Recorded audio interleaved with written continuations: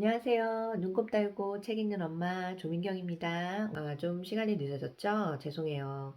제가 5시에 일어나서 책을 읽긴 읽었는데, 이상하게 6시 반부터, 6시부터 신랑이 내려오고 또 첫째가 일찍 내려왔더라고요. 그래서 그 이후로는 제가 저만의 시간을 가질 수가 없었는데, 주말이 되면 저는 온전히 저의 시간을 가족을 위해서 좀 할애를 하는 편이에요. 왜냐면 가족들이 그걸 원하기 때문에. 그래서 제 자신만의 시간을 갖기에는 정말 새벽에 딱 그 시간밖에 없어요, 거의. 어, 그리고 한국도 그렇고 미국도 그렇고 진짜 애들을 위해서 지금 육아하시느라 굉장히 시간도 바쁘시고 힘드시잖아요. 저도 애들이 둘이 있는데 이 두 애 모두 운동을 하거든요. 첫째는 아이스케이팅을 하고, 그러니까 피겨 스케이팅을 하고, 둘째는 아이스하키를 하는데, 토요일 아침 7시부터 연습을 가고, 또 경기가 있으면, 또 1시간, 2시간씩 이렇게 운전을 해서, 심지어는 제가 4시간까지, 그러니까 왕복 8시간 넘게 운전을 해서 경기를 다녀오곤 하는데요. 정말 부모님들이 뒷바라지 해야 할 일이 너무 많습니다. 여러분들도 주말이 더 바쁘실 경우가 많을 것 같아요. 아무튼 주말은 좀 제가 영상 업로드하는 게 늦어지더라도 좀 양해 부탁드립니다. 자, 이제 본격적으로 이 책을 읽기 시작을 했어요. 먼저 말씀드렸듯이 제목은 How to Win Friends and Influence People 인데 데일 카네기가 쓴 책이에요. 그래서 한국에서는 인간 관계론이라는 제목으로 출판이 되었는데 첫 번째 파트 1의 제목을 보면 여기 Fundamental Techniques in Handling People 이고요. 사람들을 다루는 데 있어서 기본적인 기법을 설명을 하고 있습니다. 그리고 부제로는 If you want to gather honey, don't kick over the beehive. 꿀을 몰한다면 벌집을 발로 차면 안 된다라는 얘기거든요. 제가 이 제목을 읽고 나서 도대체 이게 무슨 얘기인가 그런 생각을 했어요. 근데 읽고 보니까 무슨 말인지 알겠더라고요. 그러니까 사람들은 이제 비판을 좋아하지 않는다라는 거죠. 비판을 받다 보면 자신을 방어하기 때문에 우리가 누군가를 비판을 할 때 저희가 원하는 것을 확실하게 얻지 못한다는 얘기입니다. 미국에서 1931년 뉴욕의 웨스트엔드에 한 아파트에서 그 총격전이 이루어졌었어요. 그때 1931년 5월 7일인데 미국에서 정말 악명 높은 투건 크롤이라는 사람이 여자친구의 아파트에서 숨어 있었어요. 이 쌍권총 흉악범으로 알려진 사람인데 이 사람이 경찰들의 그런 총격을 받는 상황에 어떤 편지를 썼대요. 사실 자기는 굉장히 여린고 다른 사람을 다치게 하고 싶지 않은 그런 사람이라는 말을 편지에 썼다고 합니다. 그리고 미국의 또 악명 높이로 유명한 알카포네라고 갱스터가 있거든요. 시카고에서 아주 유명한 그런 공공의 적이었는데 이 사람도 그렇고 또 다른 그 갱스터인 그 뉴워크에서 활동하던 더치 슐츠라는 미국의 아주 끔찍한 그런 범죄자가 있는데 이 사람들이 다 본인을 스스로 나쁜 사람이라고 생각을 하지 않는다는 거죠. 자기가 잘못했다고 생각하지 않는다는 거예요. 오히려 이 갱스터들이 사회를 위해서 더 많은 은혜를 베풀었다라고 생각을 한다는 겁니다. 이렇게 범죄자들도 이런 생각을 하는데 우리가 일상생활에서 만나는 일반 사람들은 어떻게 생각을 하겠어요, 그렇죠? 그래서 내가 생각하기에는 저 사람이 잘못했다라고 생각이 든다 하더라도 당사자는 그렇게 생각하지 않을 거라는 것입니다. 특히 저희들이 막 비판을 하면은 오히려 더 방어적이 되지 자기 반성이 이루어지지 않는다는 거죠. 세계적으로 유명한 그 행동주의 심리학자 B.F. 스키너가 그 동물을 대상으로 그런 실험을 여러 번 했었죠. 그 결과 칭찬을 하면, 그러니까 좋은 행동에 대해서 칭찬을 하면 나쁜 행동에 대해서 그 처벌을 하는 것보다 훨씬 더 좋은 효과를 볼 수 있다라는 그런 실험 결과가 나왔습니다. 그래서 여러분의 가까이 있는 가족이라든지 그리고 회사 직원들 그리고 친구들을 대할 때 어떤 문제 해결을 하려면 처벌 또는 비판 보다는 좋은 행동을 오히려 더 칭찬을 해야지 더 빨리 문제가 해결이 된다라는 거죠. 그래서 우리가 꿀을 원한다면 그런 그 칭찬을 통한 방법이 가장 효과적이라는 것입니다. 여러분이 이 얘기 들어보신지 모르겠는데 저도 하도 옛날에 들어본 얘기라 다 가물가물한 거예요. 근데 정치 얘기라든지 역사 얘기 저 좀 약한데 그런 정치적인 얘기들이 많이 나와 있어서 제가 좀 자세하게 얘기를 좀 파고 들어가야 했어요. 그래서 테오도로 루즈벨트랑 그 당시 대통령이었던 그 윌리엄 하워드 태프트가 아주 유명한 그런 정치적인 다툼을 했었습니다. 그래서 그 결과 공화당이 분열되는 그런 파국으로까지 이루어졌는데 그때 1908년에 그 테오도로 루즈벨트가 백악관을 떠나면서 그 자기 친구인 그 윌리엄 하워드 태프트를 강력하게 지지를 했어요. 그래서 좀 진보적인 성향으로 의견이 맞아서 지지를 하고 결국에는 이 태프트가 대통령이 됐거든요. 그 이후로 테오도르 루즈벨트는 아프리카로 이제 사냥 여행을 떠나요. 그런데 사냥 여행을 떠나고 나서 돌아와 보니 이 태프트 대통령이 굉장히 그 보수파로 바뀐 걸 보고 본인들이 같이 생각해 놨던 그런 진보에서 멀어지자 그걸 굉장히 비난을 했고 또 테오도로 루즈벨트도 본인이 다시 이제 대통령이 되고자 하는 마음이 있었고 했기 때문에 이제 막 설전을 벌이면서 정치적으로 다툼을 하다가 결국에는 이 공화당이 실세를 얻지 못하고 민주당의 후보가 이제 대통령이 되는 그런 사례가 발생이 됐었어요. 그런데 이때도 이제 루즈벨트가 이제 윌리엄 하워드 태프트 대통령을 비판을 엄청 많이 했었는데 그때도 이제 태프트 대통령은 본인을 이제 방어하고 정당화하는데 당연히 주력을 뒀겠죠. 그래서 눈물을 먹으면서도 아무리 생각해도 나는 이 길을 계속 다시 반복한다 하더라도 이 길을 택했을 거다라고 말을 했다고 합니다. 20세기 초에 미국 전역을 그 충격으로 몬 그런 뇌물 스캔들이 발생을 했거든요. 티팟 돔 오일 뇌물 스캔들이라는 건데 그 당시 대통령이 워런 G 하딩이라는 분이었어요. 그분이 이제 내각의 내무부 장관으로 친구인 엘버트 B 포를 임명을 했는데 그때 미 해군이 1911년 이후부터 그 함대 연료로 그 석유를 사용을 해서 그 석유 미국의 그런 유전을 계속 관리를 하고 보유를 해왔었어요. 석유 그리고 미국의 석유 비축지로 유명한 곳이 이제 캘리포니아의 엘크 힐스랑 그 와이오밍에 있는 티팟 돔이라는 곳인데요.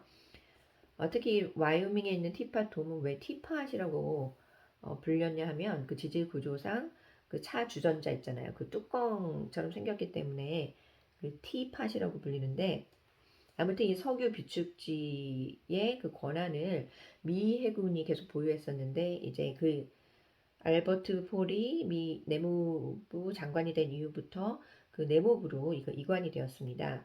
그래서 이 석유 비축지를 이제 리스를 임대를 해줘야 되는데 그 임대를 해줄 수 있는 권한을 이제 내무부 장관이 이제 확보를 하게 된 이후에 이제 자기랑 친한 사람들한테 그 사용할 수 있는 권한을 준 거죠.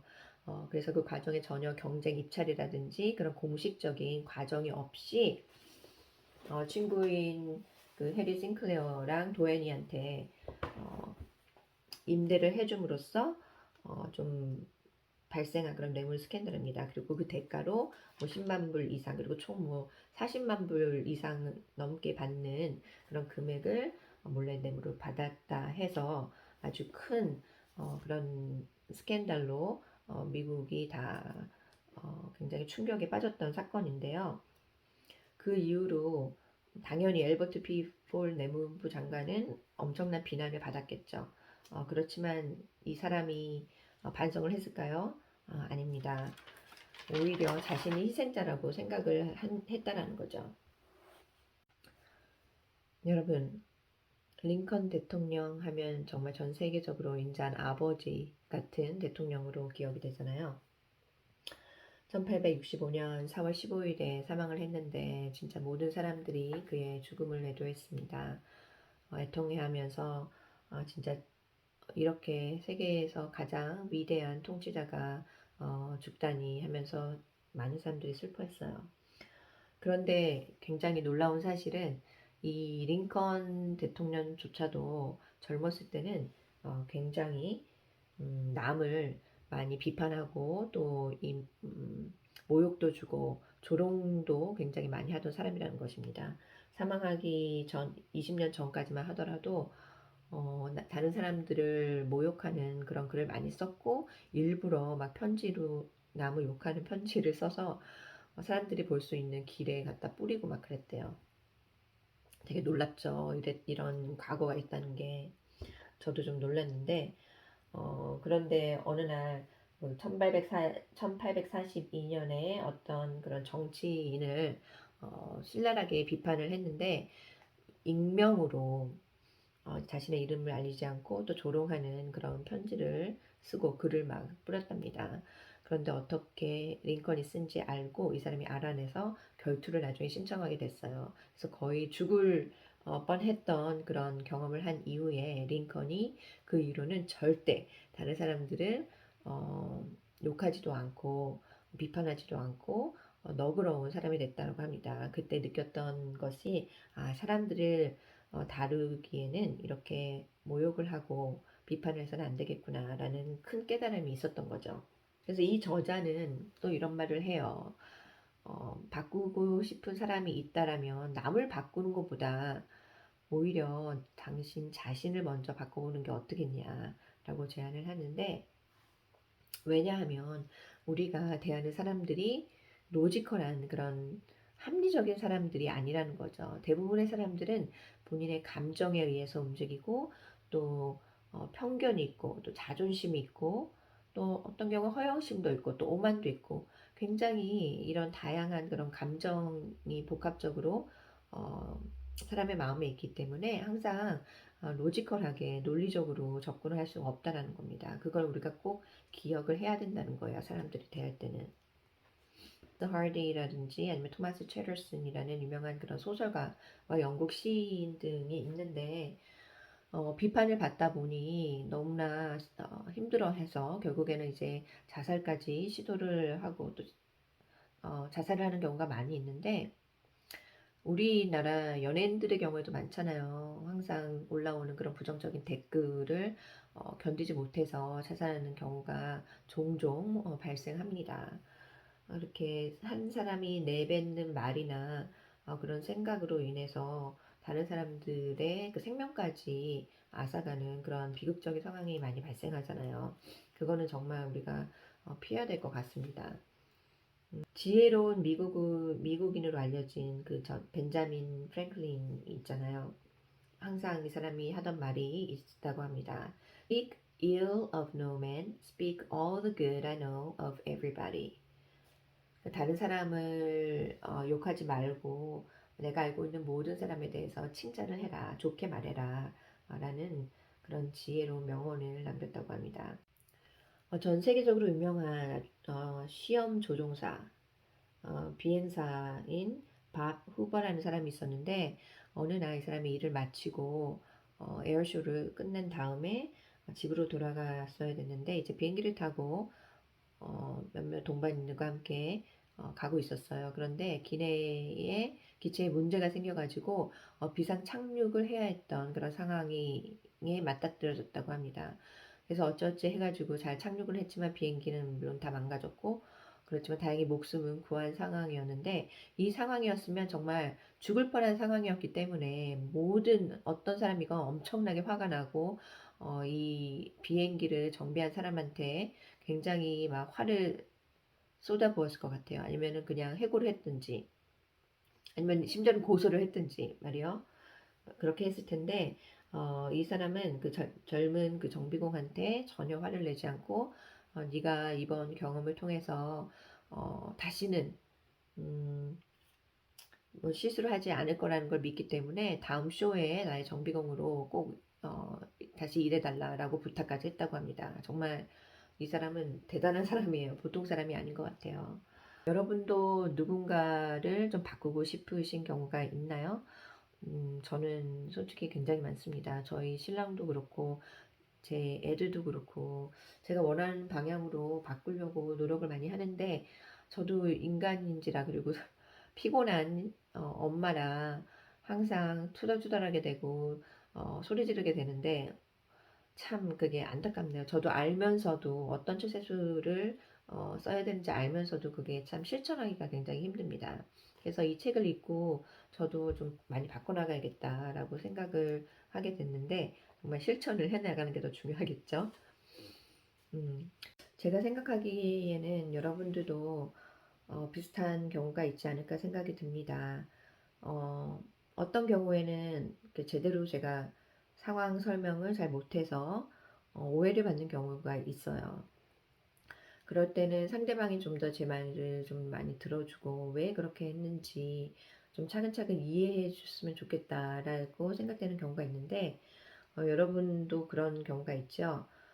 이 책을 읽고 나니까 제가 더 그런 생각이 많이 듭니다. 나도 상대방을 먼저 이해를 하는데 더 초점을 둬야 되겠다.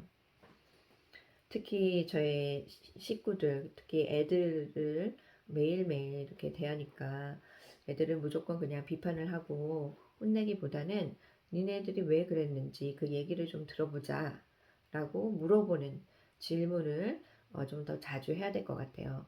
여러분들도 여러분의 가족이라든지 아니면 회사의 직장 동료라든지 아니면 친구라든지 음, 얘기를 할 때 어떤 화가 나는 경우가 있다든지 갈등이 있을 때 그냥 무작정 쟤는 왜 저래 아니면은 저 사람 뭐야 하고 이렇게 비판하고 화를 내는 것보다는 일단 저 사람이 왜 그러는 행동을 했을까라고 5달러짜리 지폐를 보면 링컨 얼굴이 나와 있잖아요. 링컨은 이런 환경에서 어떤 행동을 했을까라고 한번 먼저 생각해보고 접근을 하는 게 좋을 것 같아요.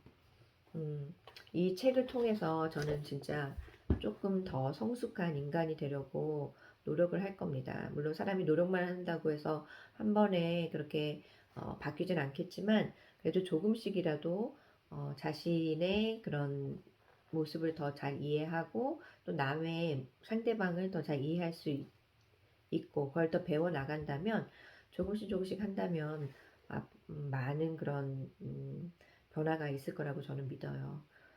그래서 여러분도 삶에 조금씩이라도 발전이 있기를 바라며 사람들을 대할 때 그런 행복한 어, 처세술을 그리고 성공적인 처세술을 할 수 있기를 바랍니다. 여러분이 지금 누군가 어떤 갈등의 관계에 있다라면 일단 그 사람을 좀 더 알아가는데 한번 시간을 할애해 보세요. 이 사람을 여러분의 인생에 두고 가고 싶은 경우 그 사람을 좀 더 이해를 함으로써 여러분이 결국에는 그 사람을 용서하는 그런 과정을 한번 경험을 해보는 것도 우리가 이 독서를 하고 나서 실천을 하는 방법 중에 하나일 것 같습니다. 저도 오늘 애들을 대할 때 더 이해하려는 엄마로 다가가려고 노력을 할 거예요. 그러면 여러분 우리 같이 실천하고 내일 또 만나요. 안녕. 같이 한 내용이 마음에 드시다면 구독 신청해 주시고 좋아요 꼭 눌러주세요. 감사합니다.